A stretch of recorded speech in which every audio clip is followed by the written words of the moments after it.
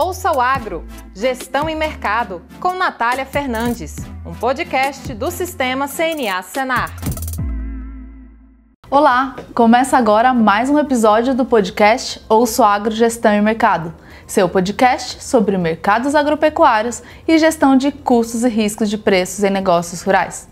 No episódio de hoje, nós vamos falar sobre a visão da safra de grãos 24/25 no estado do Mato Grosso. Eu sou a Natália Fernandes, coordenadora do Núcleo de Inteligência de Mercado da CNA, e nosso convidado de hoje é o Cleiton Gauer. Ele que é superintendente do Instituto Mato Grossense de Economia Agropecuária. Seja bem-vindo, Cleiton. Obrigado, é um prazer estar aqui com você. É um prazer ter você aqui com a gente também, falando pelo IMEA, né?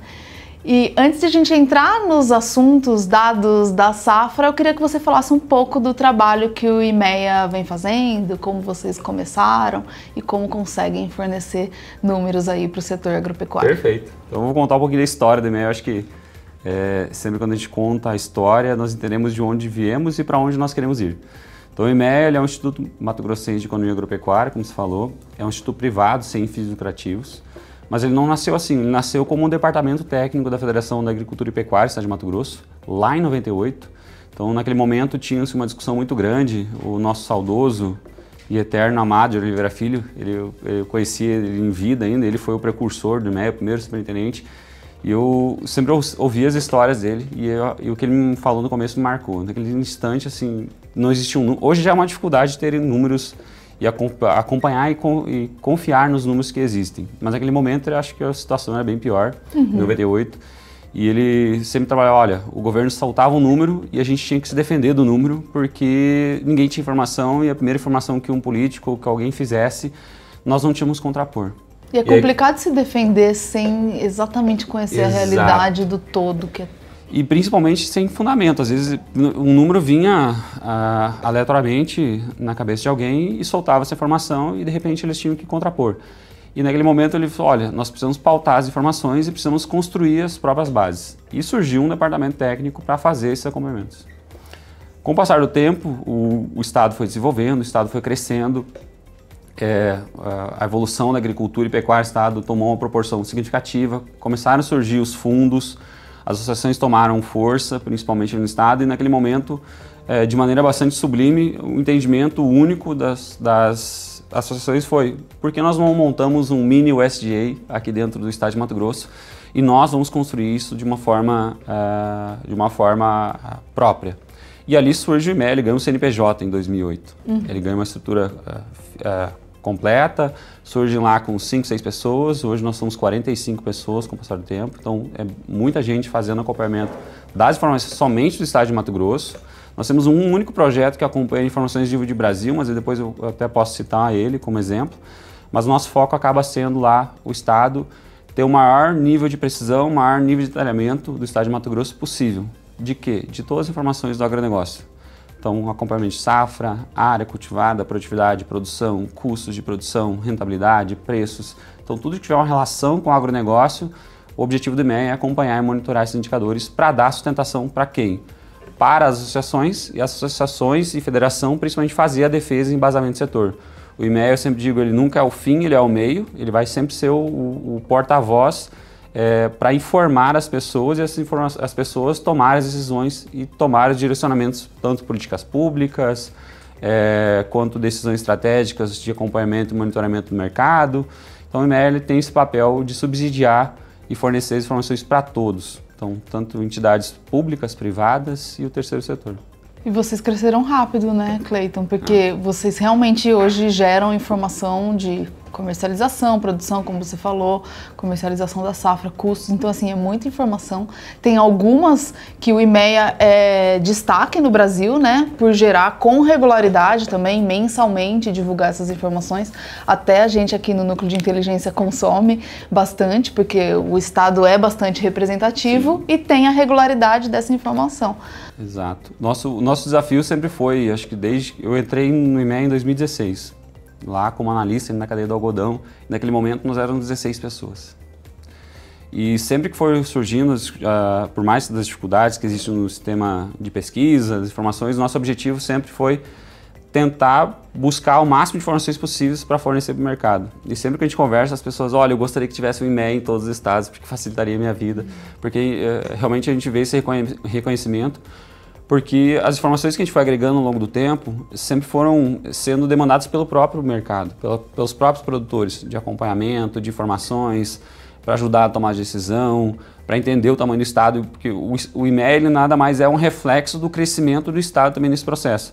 O estado ele cresceu muito, ele cultiva uma área significativa, é o maior produtor em várias culturas, o maior rebanho comercial do país, então ele tem o seu papel e o IMEA acaba refletindo essa pujança do agronegócio lá no estado. Então, Cleiton, a gente vai entrar um pouco no assunto de falar de produção, né? Perspectivas da produção. Depois a gente deve falar um pouquinho também das perspectivas de custos. Mas era isso que eu queria que você trouxesse, né? A gente viu também uma publicação que vocês fizeram do Outlook para 2025 lá do estado. Muito bom o trabalho. E aí, acompanhando por aqui, a gente vê que, de forma geral, no Brasil, houve um atraso na semeadura da primeira safra, né, da safra de verão de grãos, e o estado do Mato Grosso isso também ocorreu com um atraso em relação à média dos anos anteriores. E aí as chuvas foram chegando com um pouco mais de regularidade. Sim. E parece que nessas últimas semanas deu uma avançada na semeadura. Então eu queria que você trouxesse essas informações das perspectivas, como que está a evolução do plantio e as perspectivas para essa safra de verão. Perfeito. Então, esse ano foi, acho que o último ano já foi um ano bastante atípico para nós, acho que vale a pena recapitular o que aconteceu na safra passada. Então, ano passado nós tivemos um início precoce das chuvas e as chuvas cessam logo na sequência. Então, nós tivemos um avanço muito rápido e de repente as chuvas cortam e era o receio de todo mundo para essa temporada que as chuvas faltassem e que não desenvolvesse um processo inicial de desenvolvimento da cultura não acontecesse. E com alta temperatura ainda, né? Exato, que no ano passado foi muito quente nesse período. Tanto é que nós tivemos um índice de replantio muito elevado em comparação à média histórica. Nesse ano o que aconteceu é que as chuvas não vieram, elas não aconteceram no começo. Então aquele ímpeto do produtor semear o mais rápido possível, antecipar o máximo da janela, ele não aconteceu porque realmente não tinha umidade, os produtores não queriam fazer e colocar em risco toda a safra. Então o atraso ele acontece, principalmente que as chuvas demoram para acontecer, mas as previsões que tínhamos naquele momento e também que foram se consolidando ao longo das últimas semanas fizeram que o produtor acelerasse esse ritmo e praticamente retomasse a média histórica agora na última semana, mas que isso ainda deixa uma preocupação principalmente para a segunda safra. Em relação à primeira safra de desenvolvimento, se a gente for analisar, o risco ele já foi bastante diminuído, agora a gente precisa acompanhar principalmente em novembro, final de novembro e dezembro, que vão ser os períodos de definição de produtividade, mas pelo que a gente tem acompanhado as previsões do que tem se consolidado, tende a ser um ano normal, ou um ano de uma safra, pensando em produtividade, comparado com o ano passado, muito melhor. Só que isso deixa um resquício para a segunda safra, principalmente para a produção de algodão. Para o cultivo do milho também, é claro, mas principalmente porque o algodão tem uma janela mais apertada no estado, uma necessidade de semeadura, principalmente até o dia 31 de janeiro, com uma segurança de chuvas dentro da janela da segunda safra lá na sequência, que tende a ser um pouco mais apertado. E também para o milho, acho que voltando e acho que comparando com o ano passado, que é sempre uma lembrança na cabeça dos produtores, da velocidade, do ritmo, que nós semeamos mais de 90% do milho dentro da janela ideal, dentro do mês de fevereiro, lá no Mato Grosso. Possivelmente não se repita esse ano, dado esse atraso, pela necessidade de colheita. Então, devemos ter um ano bastante chuvoso também em janeiro e fevereiro, que vai ser um período de colheita. E essa concentração de plantio que nós tivemos nessas últimas semanas, tende também a dar um reflexo na hora lá da boca da safra. O produtor tem que acelerar, vai ter um certo apreço e velocidade para secar todo esse grão e fazer toda a armazenagem, que aí realmente vai ser os desafios para a semeadura de segunda safra numa janela mais célere. Então, se a gente for, esse é um desenho da safra do estado hoje. Pensando em números, principalmente a área cultivada que nós temos hoje, é um aumento da área cultivada de soja, principalmente porque é um reflexo ainda, por mais que nós tenhamos uma rentabilidade pior comparado com os últimos anos, mas é um reflexo que o efeito de cauda que a gente vê, né? Principalmente o estado ele não deixa de cultivar áreas de soja, ele só diminui o ritmo das conversões, diminui e desacelera isso em anos de piores rentabilidades. porque é a cultura que é o carro-chefe, é a cultura da primeira safra, então ela acaba sempre evoluindo. A expectativa é a gente que alcance 12 milhões e 660 mil hectares cultivados lá no estado. O milho também, né, não está com uma rentabilidade tão boa, então Exato. acaba que o produtor faz suas contas ali para ver para a safra de verão. E aí, como você falou, mantém esse comportamento aí de uma área considerável ainda para a soja. Né? Isso, e também porque acontece, a maior parte das decisões lá no Mato Grosso, elas são pensadas em sistemas produtivos. Então, como é a primeira e segunda safra, dificilmente o produtor aloca um milho primeira safra por conta da rentabilidade e janela, a produtividade não é o ideal para o estado. Então, ela entra ou com soja ou com algodão, uma parte bem pequena, um pouco mais de 100 mil hectares, mas acaba sendo soja, mais algodão segunda safra, ou soja mais milho, ou soja mais outras culturas.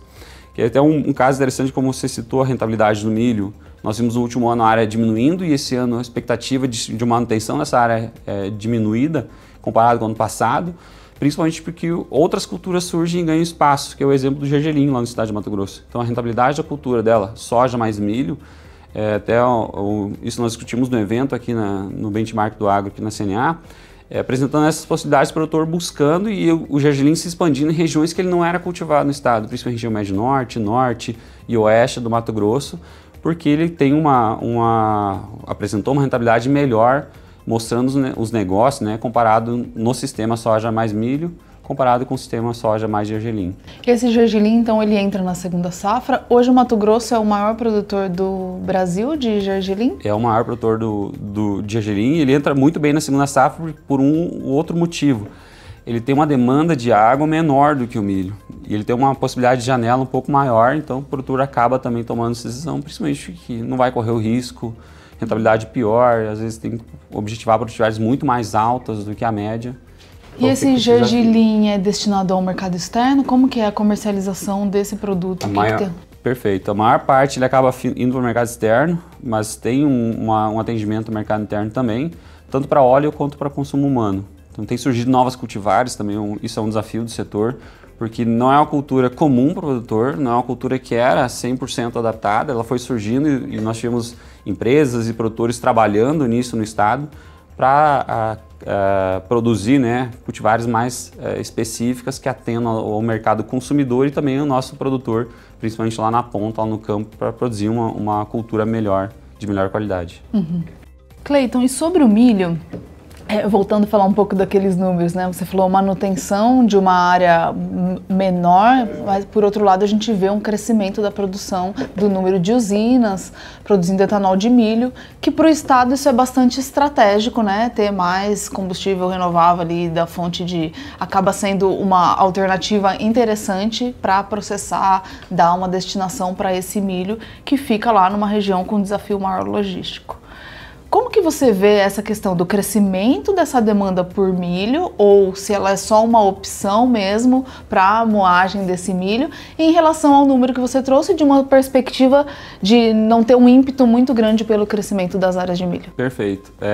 Até explicando, acho que minha fala, no sentido de, não é que ela seja uma área pequena, é uma área muito representativa para nós. Então, nós estamos falando de quase 7 milhões de hectares cultivados. Mas o estado já cultivou quase 7 milhões e meio 2 safras atrás. Então, é um leve recuo ali, né? Uma manutenção. Exato. Mas e principalmente esse movimento de leve recuo, ele se deve pelas usinas, pelo processamento de milho para etanol de milho no estado. Então, que em 2018... safra 17-18, nós tínhamos lá 1 milhão de toneladas demandadas, hoje são mais de 14 no estado de Mato Grosso. Então representa um volume significativo da nossa produção. E quando a gente discute, né, muito se o estado, assim, essa entrada desse novo mercado, esse novo mercado consumidor, ele modifica o que no estado? Primeiro, ele dá garantia para o produtor porque ele começa a criar um mercado futuro para o milho. Então não existimos um mercado futuro, compras antecipadas. Então essa pressão que acontece no mercado muda esse fator e dá mais segurança para o produtor. Então por isso nós tivemos uma expansão significativa e também ele muda porque a competitividade e a necessidade de preços acabam puxando esse mercado lá no estado. E por o outro efeito positivo para a economia é que nós não modificamos a estrutura de exportação para consumo interno. Nós produzimos mais milho para atender esse mercado. Então, Mato Grosso ele expandiu muito essa produção, alcançou lá os 7 milhões e meio, hoje cultiva quase 7, justamente por conta desse mercado que ele modifica e se altera cada vez mais no estado e tende a dar esse crescimento, da constância para esse crescimento no futuro. Dado que nós temos várias usinas já em processo de instalação também no estado, isso se expandiu para outras regiões do país e tem modificado cada vez mais o cenário do cereal no Brasil. Interessante, né? Fica como oportunidades mesmo para poder agir estrategicamente. Exatamente. Cleiton, e tem alguma cultura que vocês avaliam que está com uma competitividade menor frente a outras e pode ter alguma redução aí de área ou que seja de produtividade? Acho muito difícil, né, a gente falar em redução de produtividade no Brasil, se não por uma quebra climática. Mas redução de área, seja na agricultura ou na pecuária? Acho que comparada aos nossos sistemas que nós temos hoje, que nós monitoramos lá no estado, a cultura que tem mais dificuldades hoje, questão de rentabilização, é a cultura do milho. Dado que se eu for por produtividades médias, comercialização a preços médios no estado, hoje a cultura ela não se sustenta. O produtor tem que produzir muito mais do que a média e comercializar pelo menos os preços médios para conseguir fechar a conta e equilibrar esse cenário. Então por isso que os produtores realmente naqueles cenários de áreas mais marginais, fora de janela, o produtor acaba optando por não fazer ou buscando outra alternativa para dar essa sustentação e equilibrar e fechar o sistema. As outras, elas ainda não são comparadas, se nós formos analisar, não dão uma rentabilidade negativa, mas elas têm uma redução significativa em relação aos últimos anos, que se o produtor fazer um comparativo que está na memória dele, acaba sendo muito menor, e aí os riscos acabam ficando principalmente pela operação do produtor. Porque às vezes a gente fala muito da média na situação. Se nós formos comparar, por exemplo, o resultado financeiro da soja no estado de Mato Grosso no ano passado, ele não foi negativo. Mas eu tenho produtores, muitos deles, que ficaram realmente no vermelho porque foram mais afetados pela seca, tiveram mais dificuldades com relação ao clima, alguns comercializaram muito abaixo da média, então acabam trazendo reflexos que a gente não consegue capturar nesse número, mas que acabam retratando a realidade dele, que é o desafio realmente desses números que a gente apresenta, retratar a realidade de todos. A gente está olhando para a média e às vezes acaba mascarando as situações que a gente não consegue demonstrar. Sim. Essa questão do milho, da falta de competitividade, ele tem um certo deságio em relação ao preço do milho em outros estados. Você acredita que ainda esteja relacionado e tem fatores a avançar na parte de logística? Sem dúvida. Então o Mato Grosso, eu sempre discuto isso, trabalho muito esse tema. O Mato Grosso ele vai ser sempre penalizado pela logística.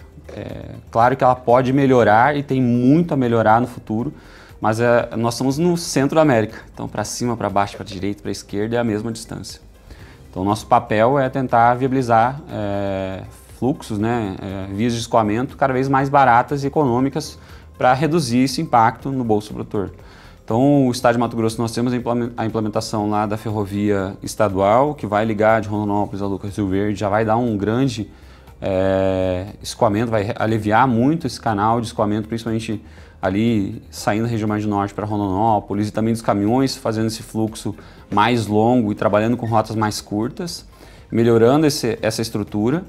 Nós temos a implementação agora também da FICO, que está em processo de construção, que vai ligar de Água Boa a Mara Rosa no Goiás, vai atender principalmente aquela região do Alto Xingu, mas nós precisamos avançar em outros projetos para atender principalmente a região do Baixo Xingu, que vai lá a região lá de Confresa, São Félix do Araguaia, aquelas regiões mais longínquas, e também principalmente a região mais norte, que demanda. Nós temos necessidade de construção da ferrovia, a própria Ferrogrão é um projeto muito importante, principalmente para atender aquela região norte do país, do país não, só do país não, mas principalmente do norte, Mato Grosso, para dar escoamentos de produção e atender e fazer escoamento pelo Arco Norte, que é uma grande oportunidade que nós temos para tentar aliviar os fluxos dos portos do sul e também melhorar essa questão deste deságio, que é uma dos grandes pesos que nós temos por lá. E custo, né, logística. Exato. Os projetos de logística acabam que são mais de médio e longo prazo. Você citou alguns relevantes. Para 2025, já de acordo com o que vocês estão vislumbrando aí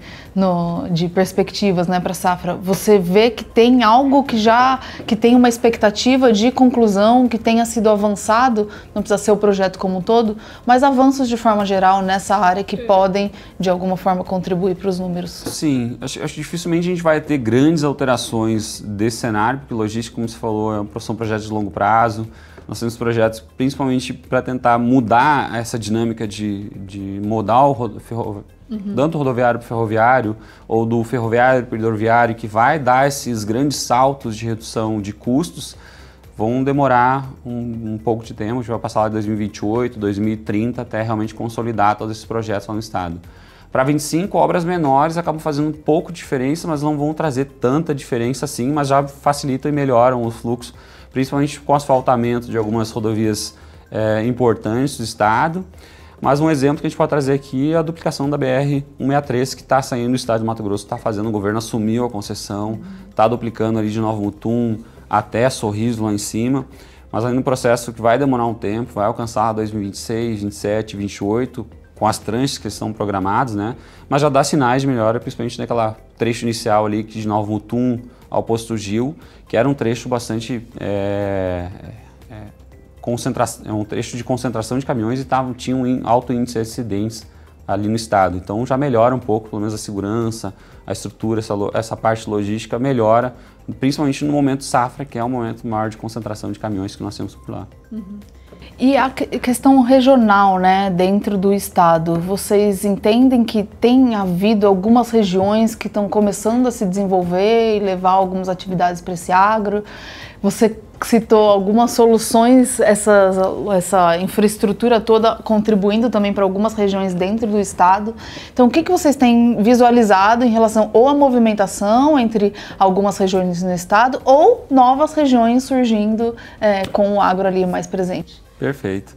Eu vou ser um pouco mais informal até da minha fala aqui, mas porque eu gosto de reforçá-la, principalmente quando nós conversamos com pessoas de fora, lá do estado. Porque a percepção é a seguinte: se não houver logística, não há produção no estado de Mato Grosso. Eu sempre brinco, olha, se não existisse, se nós esperássemos a logística acontecer, Mato Grosso não produziria tudo que ele produz hoje. Então, o Mato Grossense, o gaúcho, o produtor que está lá inserido no estado de Mato Grosso, primeiro ele produz, depois ele resolve como escoa. Então, claro que isso traz muitos desafios, preocupações, mas de maneira informal aqui discutindo isso, é uma percepção que nós temos. Isso tem acontecido principalmente pela migração, essa expansão do produtor. Se nós formos parar para analisar, olhando para o mapa e ajudando as pessoas para se localizarem lá no estado que não conhecem ainda, nós temos três regiões que são bem concentradas. Hoje a produção já é bastante significativa. Então, que é a região médio norte, que é a região ali de Sorriso, Lucas, Nova Mutum, que está bem no centro do estado. A região oeste, que é a região do Chapadão do Parecis, que fica ali Sapezal, Campo do Parecis, Comodoro. E a região sudeste, que já é também mais, que aconteceu o avanço, na realidade, pela região sudeste, e nós estamos avançando mais ao norte do estado, que é a região ali de Primavera, Rondonópolis, Campo Verde. E agora nós temos uma expansão principalmente para a região mais ao norte do estado, mais na divisa superior.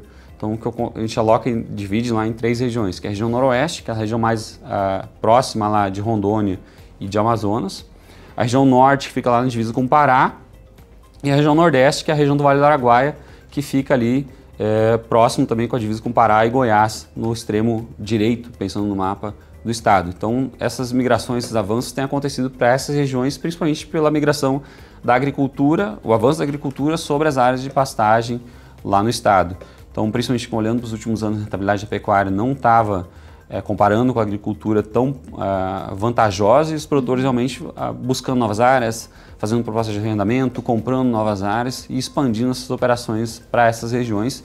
E nós temos visto um crescimento, principalmente percentual, comparado com as regiões, muito maior do que a média estadual lá nessas localidades. Então, realmente, o agro tem avançado e expandido para mais a região norte do estado e tende a continuar a crescimento.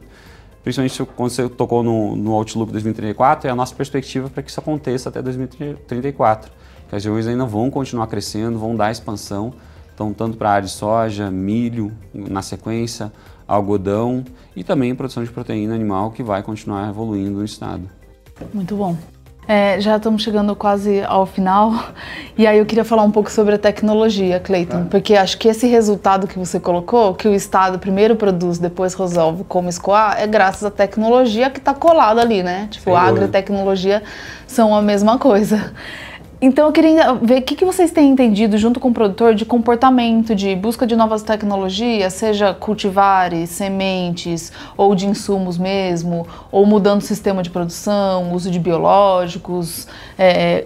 relacionado à sustentabilidade também, que está muito todo mundo olhando para grãos, com uma crítica grande na produção de grãos do Brasil, quem não conhece achando que é uma monocultura, que não tem práticas sustentáveis. Então eu queria que você desse uma visão geral dos principais movimentos que você vê acontecendo de uso de novas tecnologias para comercialização e produção lá no estado. Perfeito. Esse é um ponto, acho que o nosso perfil do produtor, ele é um perfil muito empreendedor, um perfil focado principalmente em melhorar sempre, aquela melhoria contínua.